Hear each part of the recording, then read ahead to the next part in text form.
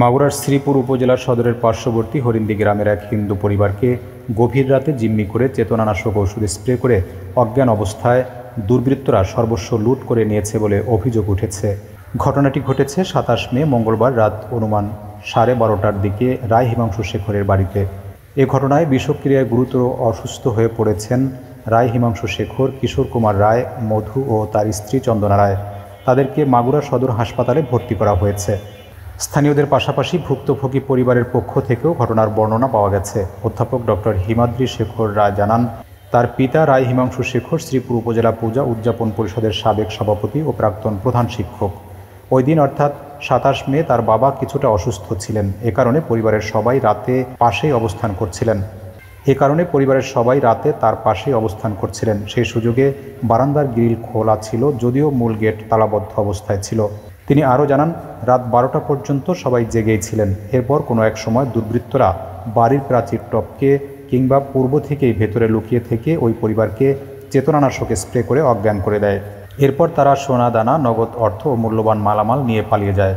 ২৮ মে বুধবার সকাল 8:30টার দিকে তাদের মামা মনোরঞ্জন রায় বাবু ও পাশের বাড়ির লোকজন পূজার ফুল নিতে এসে দেখেন বাড়ির গেট বন্ধ। অনেক ডাকাডাকি করেও কোনো সাড়া না পেয়ে পাশের দরজা দিয়ে উকি দেন তারা। তখন দেখা যায় ঘরের ভেতর মালামাল এলোমেলো এবং রায় হিমাংশু শেখর, কিশোর কুমার রায়, মধু ও গৃহবধূ চন্দনা রায় অচেতন অবস্থায় পড়ে আছেন। তৎক্ষণাৎ তাদের উদ্ধার করে দ্রুত মাগুরা সদর হাসপাতালে ভর্তি করা হয়। মঙ্গলবার গভীর রাত থেকে বুধবার বিকেল পর্যন্ত কারো জ্ঞান না ফিরলেও সন্ধ্যার পর ধীরে ধীরে কিছুটা হুঁশ ফিরে দেখা যায় গৃহবধূ চন্দনা রায়ের হাতে, কানে ও গলায় কোনো স্বর্ণালংকার নেই। এ ঘটনাকে কেন্দ্র করে ভুক্তভোগী পরিবারে চরম আতঙ্ক ছড়িয়ে পড়েছে। এ বিষয়ে শ্রীপুর থানার অফিসার ইনচার্জ মোহাম্মদ ইদ্রিস আলী জানান, খবর পাওয়ার সঙ্গে সঙ্গে তদন্ত ওসিকে ঘটনাস্থলে পাঠানো হয়। তখন সবাই অচেতন থাকায় কারো কাছ থেকে কোনো তথ্য পাওয়া যায়নি। তবে বিষয়টি অত্যন্ত গুরুত্ব সহকারে তদন্ত চলছে। তিনি আরও বলেন, এ ঘটনায় কেউ ধর্ষণের শিকার হয়নি বা ডাকাতির কোনো ঘটনা ঘটেনি, কিন্তু দুঃখজনকভাবে একটি অসাধু মহল এ ঘটনাকে কেন্দ্র করে সামাজিক যোগাযোগ মাধ্যমে বিভ্রান্তিকর ও মিথ্যা তথ্য ছড়াচ্ছে, যা সম্পূর্ণ ভিত্তিহীন। দিক বিবেচনায় এটা একটা নিছক অজ্ঞাত সারে চেতনানাশক কোনো মেডিসিন খাবারে প্রয়োগ করতে পারে, স্প্রে করতে পারে, এই ধরনের ঘটনা ঘটিয়ে সংগোপনে, এবং তারাও নিজের মুখে বলেছে যে না, এখানে আসলে দর্শন বা গণদর্শনের কোনো কিছু নাই, ডাকাতের কোনো কিছু নাই। যে ঘটনাটা ঘটছে এটা হচ্ছে অচেতন করে। অনেক জায়গায় এই ধরনের ঘটনা ঘটে, একটা সংঘবদ্ধ চক্রও থাকে। এরা কারো বাড়িতে যদি স্বর্ণলঙ্কা, টাকা পয়সার লোক থাকে, তারা এইভাবে করে। ইতিপূর্বে বিভিন্ন জায়গায়, দেশের বিভিন্ন জায়গায় কিন্তু এই ধরনের ঘটনা ঘটে। এই ঘটনায় ওই ঘটনার মতোই একটা ঘটনা।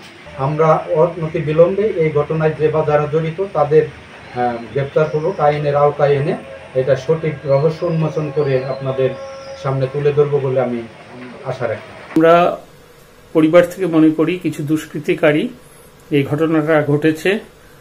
অতিরিক্ত যে প্রচার অনেকে করছেন এটা ঠিক না। আমাদের সাথে যে অন্যায় হয়েছে আমরা মনে করি পুলিশ প্রশাসন এবং সিভিল প্রশাসন তারা যথেষ্ট সক্রিয় থাকবেন এবং দুষ্কৃতিকারীদের আইনের আওতায় আনবেন। ইতিমধ্যে আমার সাথে পুলিশ প্রশাসন কথা হয়েছে। তারা আশ্বস্ত করেছেন দুষ্কৃতিকারীরা রেহাই পাবে না। আমরা বিশ্বাস করতে চাই, আমরা আস্থা রাখতে চাই। আমি মনে করি আমাদের অঞ্চলের, আমাদের সবাই শুভাকাঙ্ক্ষী। কিছু দুষ্কৃতিকারী অবশ্যই আছে যারা বিভিন্ন ঘটনা ঘটাচ্ছে।